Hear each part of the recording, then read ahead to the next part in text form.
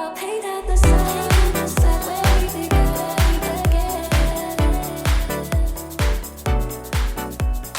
I'm here once again, and I'm deep in the Welcome to another exciting episode of the Aviate with Ananya podcast. Today we have the pleasure of hosting Elena Barry, an aviation professional, a pilot, and a Purdue University graduate. So let's get started. Thanks, Elena, for joining us today.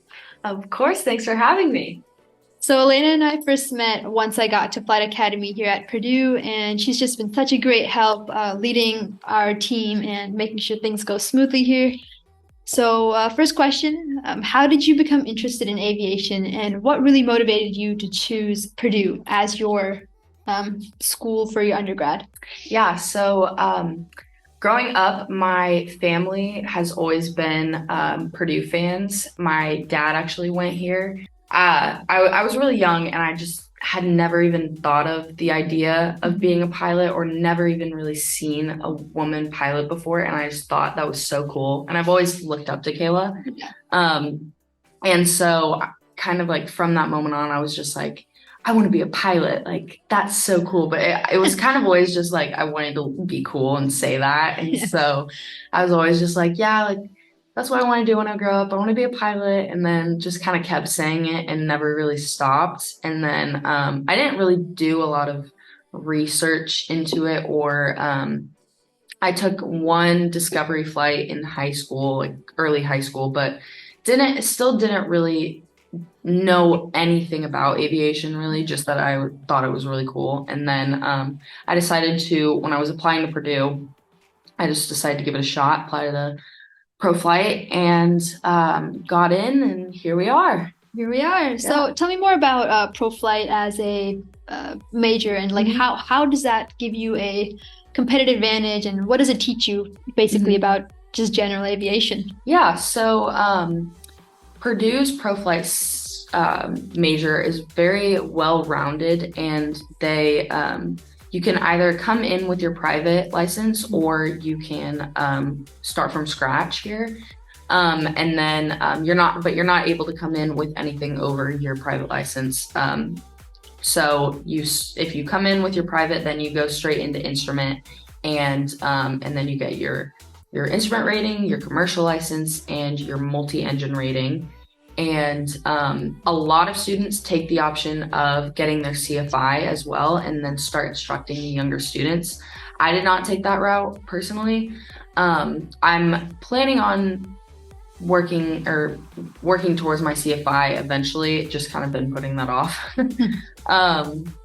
But yeah, so you work to get all of your ratings and your hours, and you usually typically end up with about 200 to 300 if you don't go the CFI route. That's how I have about 300. And so we also have a lot of different aviation classes that again are very well rounded. There's classes that range from learning engines and all the detailed descriptions about those. There's human factors for flight crews. There's your ground school classes, and really just everything in between. So Purdue really does a good job of preparing you in the aviation field, and does an amazing job of giving you so many opportunities just outside of schoolwork. There's so many job opportunities. There's so many volunteer opportunities. It's almost overwhelming how much is really, laid out for us. And so, yeah. That's nice. It gives you like a boost up, and just like a nice path to follow. Yeah. So you mentioned that you have 300 hours around. So that leads up perfectly to the next question about like, what was the process like gaining all these hours? Like, what were some challenges, and just how was it like to, go through all your licenses and get where you are? Yeah, so I actually started working towards my private the summer, and maybe a little bit before that, before I came to Purdue, so right before my freshman year. And again, I was very I guess I would say naive. I really just did not do my research into aviation. I didn't know how long it would take. And so I kind of like went in and I was like, oh, I can get my private license and then go straight into Purdue and I'll be fine. And it took way longer than I thought. And I didn't want to fly every single day. And so that kind of put me far behind. And so I didn't end up getting it that year or summer, and then came into Purdue and I didn't even get it that first or second semester, because that spring semester was when COVID happened, and our freshman year was really interesting with getting planes and making sure that like you were there early enough to get a plane, and sometimes you didn't, or the weather wouldn't work out. And so a lot of different things factored in that. And then COVID happened. And so I finally finished my private license in the summer of 2020. Aviation is not it doesn't not come at a price. It's a very costly field to get into. It's a very expensive hobby. And so that can be difficult at times to navigate if you don't have a good, support system and way of getting there. So yeah, there's a lot of different things. I think if you just really put your head down and work towards it, you'll eventually get to where you want to be. But definitely doesn't not come with a few trips and hang-ups along the way. Yeah. It's always just part of the ride, though. Exactly. Makes it worth it in the end. Yeah. So I remember talking to you about your local women in aviation chapter here at Purdue, and I know there are like some other clubs, flying clubs, and just fraternities. I think there's one for aviation. I'm not sure how involved you are, but how are these support system like organizations just around campus? How does it help you and shape your experience here at Purdue? Yeah, so like I said, Purdue, especially like in aviation, does such a good job of providing so many opportunities for you to make friends and meet people in the aviation community and make connections. And with aviation, it's already pretty small, so that's nice. But having those clubs and volunteer opportunities and leadership opportunities really help to make it even smaller and allow you to just make that many more connections and friends. And it just gives you a way to kind of build upon your already skills that you have. And it just gives you a way to get out there, experience something new in the field, meet new people who are also interested in the same thing as you. So yeah.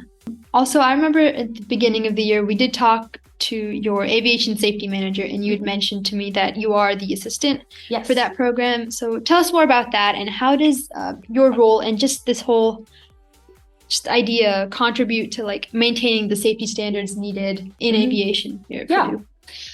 So yes, I am Stephanie Brown's safety assistant. She's our aviation safety manager, like you said. And she deals with a lot of ERP stuff, so emergency response action or response plan, and deals with a lot of like safety audits and just a lot of things, even more than I even know about. Just a very, very busy, very on top of certain things, and so my responsibility is to just kind of take the little things and anything that she is kind of like pushes to the side. I'm like, okay, I got that, and just kind of always being on your feet, ready to do the next thing. Having a safety culture at Purdue, and such a good one that everyone feels that they can report without feeling hesitant to, I don't know, worried about getting in trouble. Really just provides for more overall a safer environment and a more inclusive environment, and just allows you to feel like you can talk to people and not be judged. So yeah. Yeah. So talking about your future as well now, where do you think you're going to be in a few years? What are your next steps in aviation, graduate school, stuff like that? And how do you think your journey will evolve in aviation? Yeah, so I honestly, a lot is still, no pun intended, up in the air. Oh, very funny. Crazy. But yeah, currently the plan is to stay on campus for about the next year and a half or so, and work over at still the same safety position and over at dispatch. And then I'm applying to grad school, so hopefully I can get into that for aviation management, work on my master's. I'd be doing that online, and so after a year and a half, I'd be able to pick that up and take it wherever I go. But for the next year, I want to be in person and start thinking about working on CFI. And in a few years, I really am very open to whatever opportunity is out there for me. I think in aviation, you kind of have to be that way in a certain way. I think it's good to know exactly what you want to, but with there being so many different opportunities, it's also good to just keep an eye open and or just be ready to take whatever is thrown at you. And that's kind of the life of a pilot anyways. And so something that really interests me is being a skydive pilot. And so that would be really awesome. And then maybe even, this is a crazy idea, but maybe even doing like skydive instructing on the side. So being the one that jumps out of the plane. Ooh. That could be pretty fun. Eventually I would want to move out of flying and go into the aviation management side. And so that's kind of why I'm working towards my master's on that. I want a family eventually. I want to be home every night. And I'm sure there's some flying jobs where you're able to have that, but I think eventually I would, this position that I'm working at with RTC as well. I really love the management side and getting to do all of that. And so eventually I think that would be where I would want to take things. But I don't know the exact time frame of anything. I'm just kind of seeing where life takes me. Yeah, so that's a good way to go about it. Yeah. So well, I'm very excited for you. Maybe one day in the future, I'll come to you for my skydiving stuff. I'll be like, exactly. Hey, Elena, I need some training, man. It's a fun time. I've only ever been skydiving once, but that was like crazy. That was insane. That was a good time. Yeah, I bet. We actually do have a skydiver coming on the show too in a few days. Oh, that's awesome. So that's exciting. You might want to watch that one. Yeah. Yeah, so thank you so much, Elena, for being on the episode. Thanks for sharing your journey so far. And to our listeners, we hope you enjoyed our conversation. So stay tuned for more exciting conversations like this one. And until then, happy flying.